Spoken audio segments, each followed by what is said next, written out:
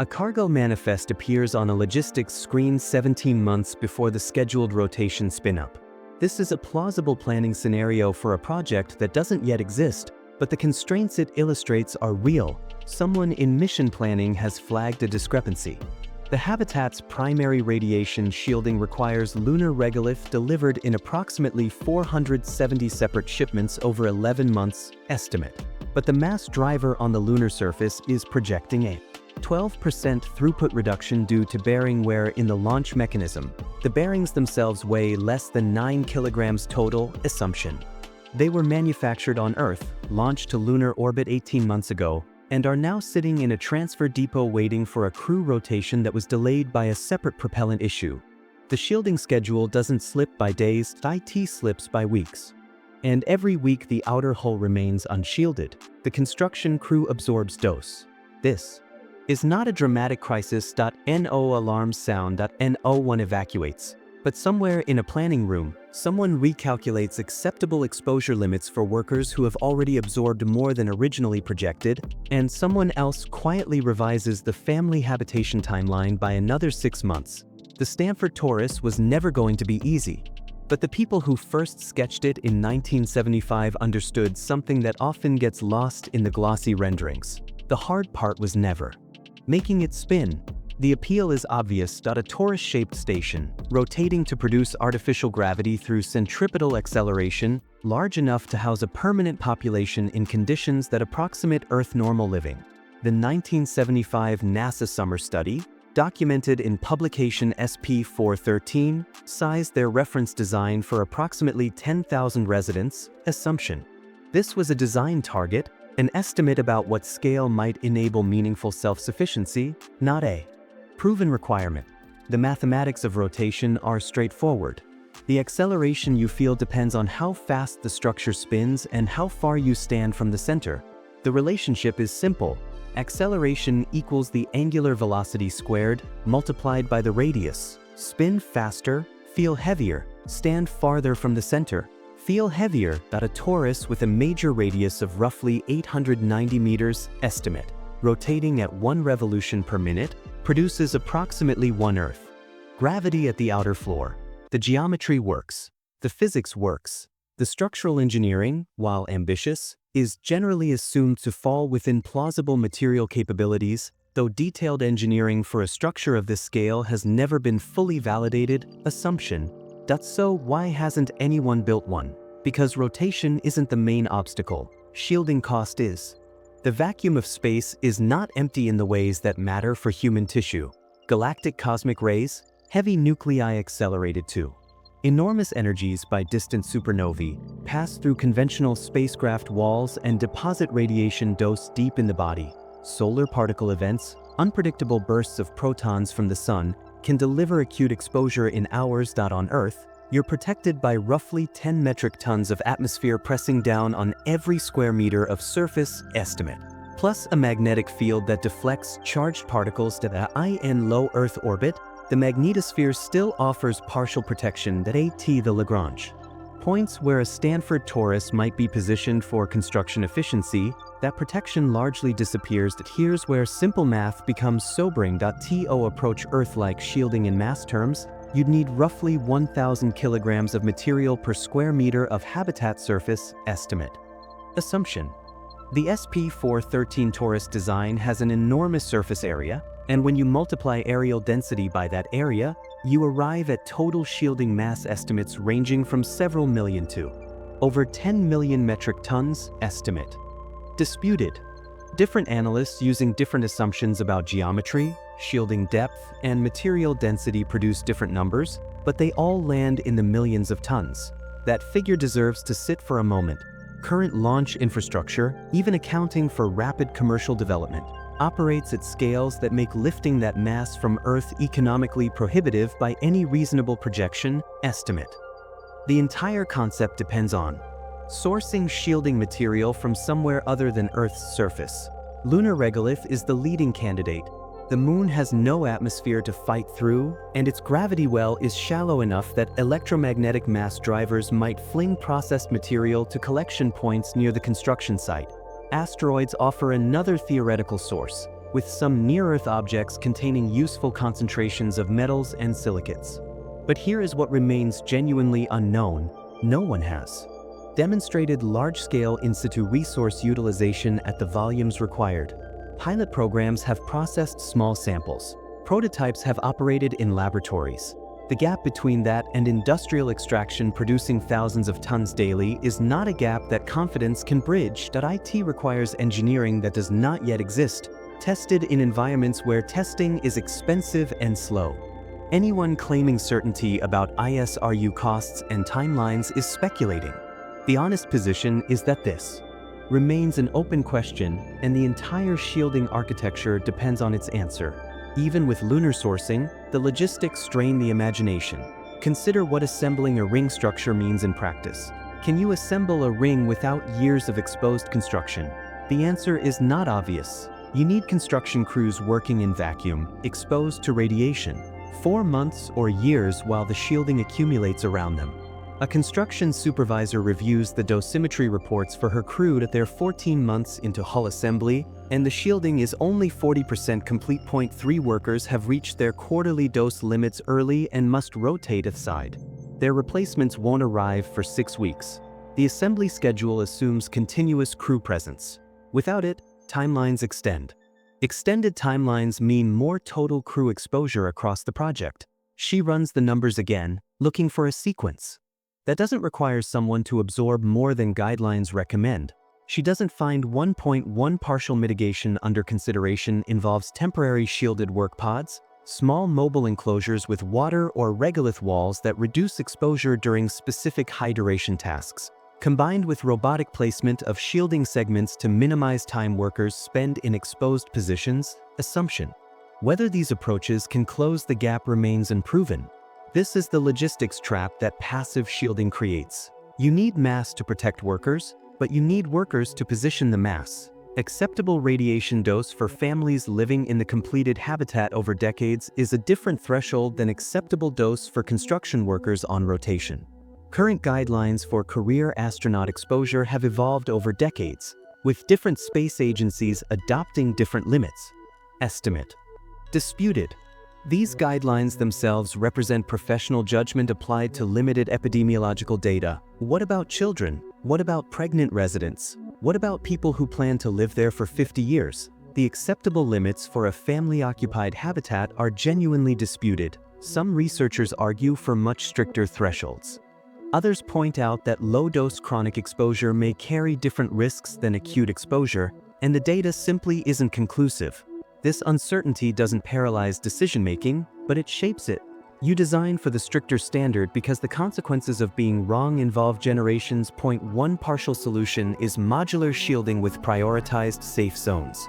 Instead of shielding the entire torus uniformly from day one, you might construct heavily shielded storm shelters first, spaces where residents can retreat during solar particle events, buying protection against the acute risk while the full shielding gradually accumulates. Storm shelters mainly address acute solar particle events, which are intermittent but intense. Chronic exposure from galactic cosmic rays continues at lower levels throughout normal operations, and whether that baseline can be reduced to acceptable lifetime limits without full shielding remains uncertain. Estimate. Disputed. A worker in mission. Planning once called this the difference between building a house with a basement versus building a basement you might someday build a house around. The shelter-first approach changes construction sequencing. It changes risk profiles. It changes what the half-built station can actually be used for, and it introduces a drill that every resident would memorize. The one drill residents memorize is not a normal fire drill. When solar monitoring instruments detect a coronal mass ejection heading toward the station, the response window might be measured in hours for distant events, or as little as 15 to 30 minutes for energetic particle arrivals. Estimate. Every person in the habitat needs to reach a shielded zone within that window. This means knowing, at any moment, where the nearest shelter is. It means having access routes that don't bottleneck. It means children understanding the alarm tones. A family living in the agricultural section during a work shift wouldn't run home. They'd run to the nearest rated shelter, wait out the event which could last hours or days, and emerge when monitoring confirmed safe levels. The first few events would be terrifying. Eventually, they would become routine in the way earthquake drills become routine in seismic zones. This is what living in space actually means. Not the absence of danger, but the management of it. Now consider rotation. The 1 revolution per minute target in the SP413 design was chosen because research suggested most people could adapt to that rotation rate with acceptable discomfort. But the human factors data comes from short-duration centrifuge studies and rotating room experiments, not from years of continuous habitation. The difference between 1 RPM and 2 RPM rewrites structure that at 2 revolutions per minute, you could build a smaller, lighter station with the same gravity. But the Coriolis effects that make objects curve unexpectedly when you move radially become more pronounced. Dropping something from chest height, you'd see it drift. Walking along the direction of rotation versus against it would feel subtly different. Whether people can adapt fully to these effects over months and years is not definitively established, unknown. The assumption that 1 RPM represents a threshold for comfortable long-term habitation is exactly that, an assumption derived from limited data and professional judgment. Rotation itself requires maintenance that most visualizations ignore and operations team monitors. Vibration data from the torus bearing assemblies when an anomaly appears that a slight imbalance, possibly from uneven water distribution in the agricultural reservoirs, is causing a low-frequency wobble. Left uncorrected, it will stress structural joints. The options are unpleasant. Redistribute mass while spinning, which means pumping thousands of liters through the habitat and disrupting normal operations, or spin down the entire structure to rebalance, which means days without gravity residence. Dealing with nausea and disorientation, and a complex spin-up procedure afterward. They choose the redistribution, accepting 12 hours of rolling water restrictions and some unhappy farmers. The wobble dampens, but the team adds a recurring inspection to the maintenance schedule, another small item that requires attention indefinitely at a resident wakes on day 17 of their rotation adaptation period. The first week had been difficult. Turning their head too quickly induced nausea, walking felt subtly wrong, though they couldn't articulate WHYBY day 10, the worst symptoms had faded. Now, on day 17, they notice something unexpected. They've stopped thinking about it. The floor feels like a floor. When they throw a ball to their child, they've unconsciously adjusted for the drift. They don't calculate it. They just throw. The adaptation isn't complete, and some old-timers say it never fully is, but it's close enough. Life support presents its own hierarchy of concerns. The SP413 vision included closed-loop ecological systems, agricultural zones producing food, oxygen-generating plants, water recycling through biological processes. The ambition was something approaching self-sufficiency. But here is the reality that needs examining. A fully self-sufficient city is unlikely in early phases and perhaps ever assumption. Not everything can be manufactured locally. Certain pharmaceuticals require precursor chemicals unavailable in lunar rock. Some electronics depend on rare earth, elements that asteroids might provide but nobody has mined at scale. And then there are the truly mundane items, the 8 mission-critical small things that keep a megastructure alive. Seals that prevent atmosphere from leaking through rotating joints, valves that regulate coolant flow and don't fail in vacuum. Filters that remove particulates from air and water. CO2 scrubber sorbent that absorbs carbon dioxide. Radiation dosimeters that track cumulative exposure. Bearings that allow moving parts to move without degrading. Lubricants that function in temperature extremes. Fasteners manufactured to tolerances that matter when pressure differentials are involved. And software updates, because no complex system runs forever without patches. A maintenance technician on third shift receives an alert that a pressure reading in segment 47 is trending 0.3% below nominal. Not an emergency, just a seal somewhere getting older. She logs the anomaly, checks inventory for replacement seals, finds 7 in stock with a recommended buffer of 12. She submits a resupply request that will route through logistics, get prioritized against other requests, and eventually become cargo on an Earth departure window 4 months. Await if the seal fails before then, the segment gets isolated.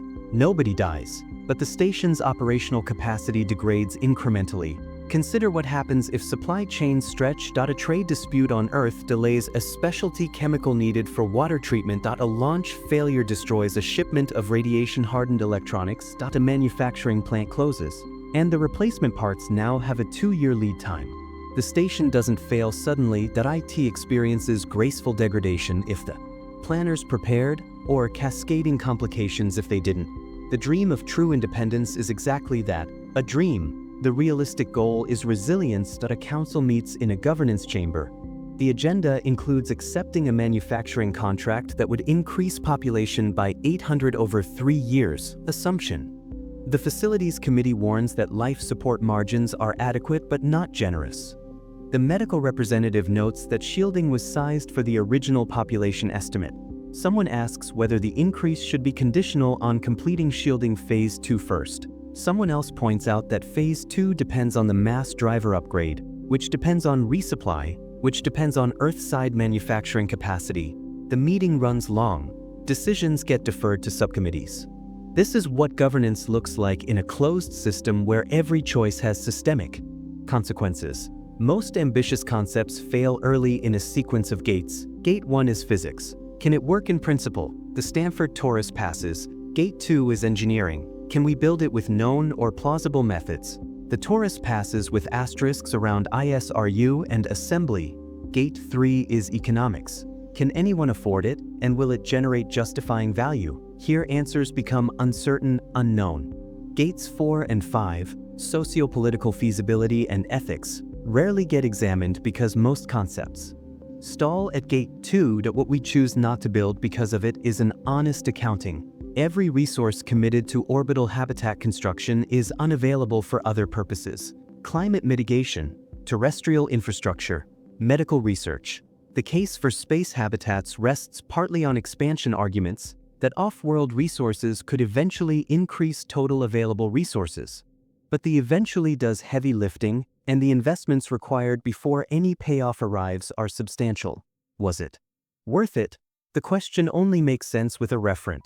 And it only makes sense in comparison to alternatives. A smaller rotating station, perhaps 50 to 200 people, would prove the human factors and life support questions at a fraction of the mass and cost. Though it couldn't achieve the economic self-sufficiency the Torus promises. A lunar surface base offers substantial natural shielding from regolith piled overhead, but imposes 1/6 gravity whose long-term health effects remain unknown, and doesn't solve the problem of creating Earth normal conditions. A Mars settlement provides gravity closer to Earth's at roughly 1/3, but introduces years-long supply delays that make the Torus logistics look manageable by comparison. Each alternative trades one set of constraints for another. The Stanford Torus isn't obviously superior, it's a specific bet on a specific set of solvable problems. Whether that bet makes sense depends on which unknowns resolve favorably. A phased approach might structure the path forward. Phase 1. Demonstrate in situ resource utilization at lunar industrial scale. If this fails, the conversation largely ends or shifts to smaller stations with different risk profiles. Phase 2. Construct a proof-of-concept rotating habitat for perhaps 50 to 200 residents with heavy shielding and careful monitoring. Phase 3. If phases 1 and 2 succeed, expand cautiously, treating each increment as a test. The balanced case for moving forward rests on several premises. That Earth's biosphere faces risks that distributed human presence might hedge against. That space resources could eventually benefit Earth. That learning to manage closed-loop systems rigorously might generate applicable knowledge. The balanced case for caution rests on equally serious premises. That costs are enormous and uncertain. That benefits are distant and speculative. That opportunity costs are real, and that human ambition has a history of underestimating difficulty. A resident stands at a window in the agricultural section, looking out at the slow rotation of stars. The floor presses against their feet with exactly the gravity they grew up with, manufactured by angular momentum. Outside the glass, several meters of processed lunar rock block the radiation that would otherwise be damaging their cells. Estimate. Assumption. Somewhere in the station, the technician replaces a filter. Somewhere else, a child practices throwing a ball, learning to compensate for forces their Earth-born ancestors never felt. This is not a city in the sky. IT is a machine inhabited by a community, or perhaps a community that has chosen to become part of a machine. The distinction matters. Machines require maintenance. They require supply chains. They require operators who understand that even mundane failures can cascade. The people who live here did not escape Earth's problems. They traded one set of constraints for another, with the belief that what they're building matters beyond themselves. Whether it does depends on questions no one alive today can answer. The stars outside continue their slow wheel, and somewhere down in the cargo section, someone marks a shipment of bearings as received.